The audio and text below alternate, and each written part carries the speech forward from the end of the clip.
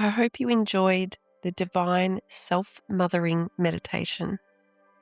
This is your wisdom drop, the mini episode that takes the energy of the meditation you just practiced and gifts you with the tools and wisdom to take elements of the practice into your week.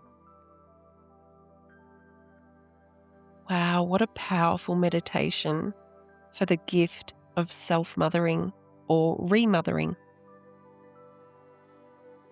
Whether you have the experience of a beautiful, wonderful, nurturing mother, or you have the experience of not receiving that for whatever reason, this practice is an intentional and purposeful way of providing yourself with a nurturing, validation, unconditional love and acceptance that as an adult you can give to yourself on a daily basis.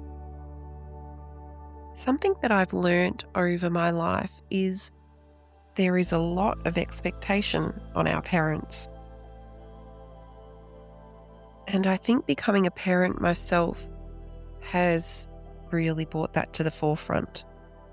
But I'm just a human, being the best that I can with the tools and knowledge that I have in any given moment. And sometimes my way of mothering hasn't been perfect. It hasn't been what my children needed. But I've been doing the best that I can, always and in all ways. And I have discussed with my children who are in their 30s now the things that I wish that I'd done differently. Those things that in hindsight, I just wish that I had the opportunity to go back and change. But that's not reality. And so what I started to realize was my own projection of expectation on my own parents. And then you start to realize we're all just human, doing the best we can. And I feel like even as adults, we're still kids. We're just pretending to be adults. We're just doing our best to live up to our own expectation of what an adult should be. Or what society's expectation is of what an adult should be, what a parent should be. Sometimes that's really tough. But I think the practice of self-mothering can be so helpful in releasing self-judgment, being more self-accepting. It also helps us to stop seeking validation from outside of ourselves. It's so important as a human being to be able to cultivate within yourself a way of validating and accepting and loving yourself so that you're not looking for it outside of yourself. That's when we start to be people-pleasing and changing who we really are for acceptance and approval of others, rather than just being completely accepting and loving of our own selves exactly the way that we are.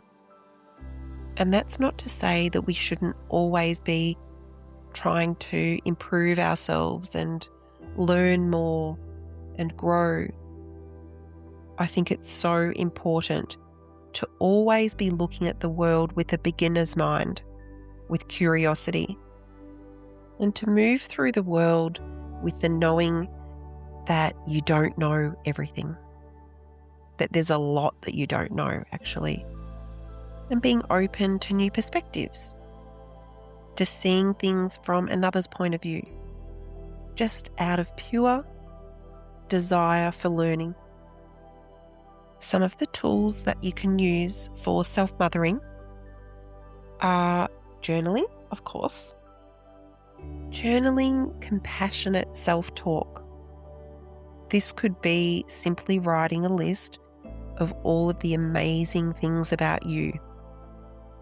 And if you were talking to your child or your bestie, what would you be saying to them about how amazing they are? Look at yourself from that point of view. Look at your own inner child. Look at yourself as your bestie. And through journaling, you get to tell yourself how amazing you are. When you learn to love and accept yourself completely, you are empowering yourself to be able to say no to others and yes to yourself.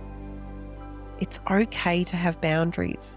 It's okay to express what you want and what you don't want. And it's through self-mothering that we learn to come to that state of empowerment, that we get to protect our peace by saying no to people or situations that are not for your highest good. Another form of self-mothering is to find things that bring you joy, activities and hobbies that make you feel like you're having so much fun, something you can look forward to that is adventurous and playful, whether it's creative hobbies or sport, travel, whatever it is. Bring the play into it. Bring your child self into it and have fun. There's no need to be so serious. Another way to mother yourself well is to create safe space. Ensuring your physical home or your physical environment is safe, clean, cozy, and organized. A sanctuary of order and good flow of energy so that you can truly rest there, like resting in the arms of the safe, nurturing, loving mother. So whatever experience you have of mothering, I hope this wisdom drop and the meditation help you to give that loving, nurturing, unconditionally self-accepting motherly love to yourself. Thanks for joining me for this wisdom drop. I look forward to spending time with you in the next meditation.